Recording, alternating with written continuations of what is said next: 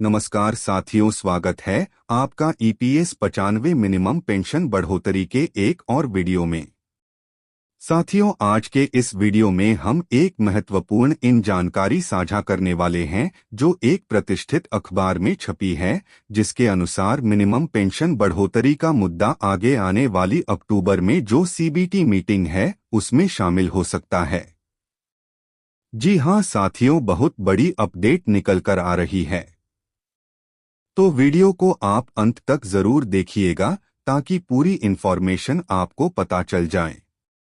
तो साथियों, यहाँ पर आप देख सकते हैं, एक अखबार में छपी खबर के अनुसार एटीएम से पीएफ निकासी पर विवाद, ट्रेड यूनियन कर सकती है विरोध। 10 से 11 अक्टूबर को ईपीएफओ की बैठक, एजेंडा तय नहीं। तो साथियों, इसी में एक बड़ी अपडेट निकल कर आई है, वो जो जुड़ी हुई है मिनिमम पेंशन बढ़ोतरी को लेकर। यहाँ पर आप देख सकते हैं, लिखा हुआ है डिटेल में, कर्मचारी भविष्य निधि संगठन ईपीएफओ अगले महीने ईपीएफओ 3.0 पहल पर विचार कर सकता है। इसका मकसद बैंक जैसी आसान ट्रांजैक्शन सर्विस देना है। इसमें एटीएम से पीएफ का एक तय हिस्सा निकालना या यूपीआई पेमेंट के लिए इसका इस्तेमाल करना शामिल है। इसके साथ ही ईपीएफओ का सेंट्रल बोर्ड ऑफ ट्रस्टीज न्यूनतम पेंशन को 1,000 रुपये प्रति माह से बढ़ाकर 1,500 से 2,500 रुपये करने पर भी विचार कर सकता है। जी हां साथियों, यही एक महत्वपूर्ण इन्फॉर्मेशन है कि सरकार 1,500 से 50 रुपये यानी 2,500 रुपये मिनिमम पेंशन बढ़ोतरी कर सकती है।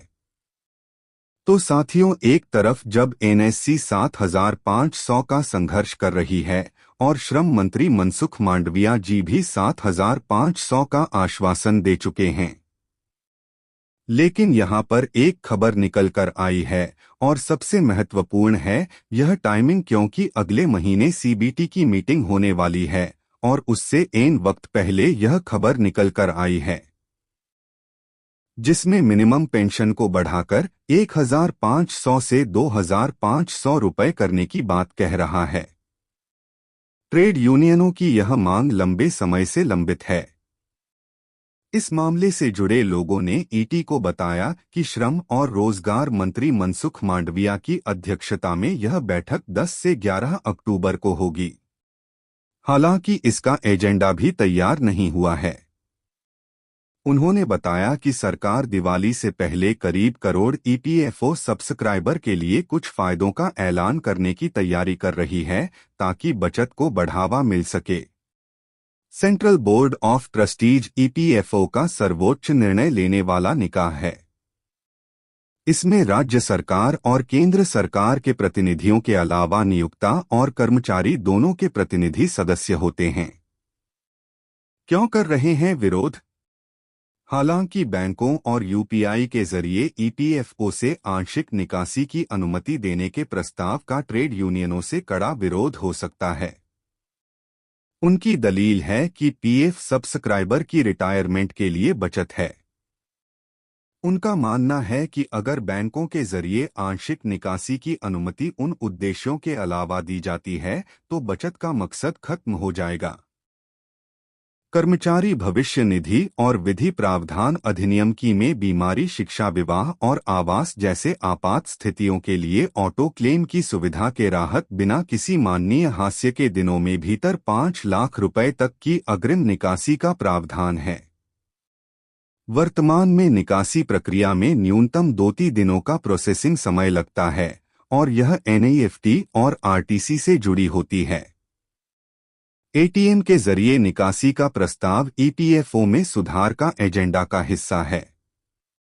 तो साथियों, आप देख सकते हैं, ईपीएफओ आगे आने वाली सीबीटी मीटिंग में कुछ फैसले ले सकता है, जिसमें एटीएम की सुविधा को लेकर है और सबसे बड़ा मिनिमम पेंशन बढ़ोतरी को लेकर कुछ घोषणा हो सकती है, क्योंकि काफी लंबे समय से इस पर बात चल रही है कि मिनिमम पेंशन बढ़ोतरी कितनी होगी। 7,500 होगी, 3,000 होगी, 5,000 होगी। अब यहाँ पर इस अखबार के अनुसार 500 रुपये मिनिमम पेंशन बढ़ोतरी हो सकती है, जिनको अभी मिनिमम 1000 मिल रहे हैं तो उनकी पेंशन बढ़कर 500 रुपए हो सकती है।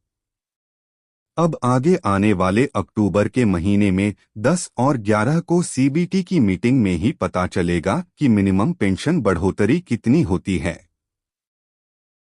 तो साथियों, यह एक बड़ी अपडेट थी जो आज के वीडियो में हमने शेयर की।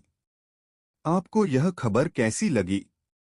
आपकी राय कमेंट बॉक्स में जरूर बताइएगा। वीडियो अगर आपको अच्छा लगा तो लाइक शेयर जरूर कर दीजिए। इसी तरह की इंफॉर्मेशन प्राप्त करने के लिए आप चैनल को सब्सक्राइब जरूर कर लीजिए। तो फिर मिलते हैं। तब तक के लिए अपना ख्याल रखिए। जय हिंद, जय भारत।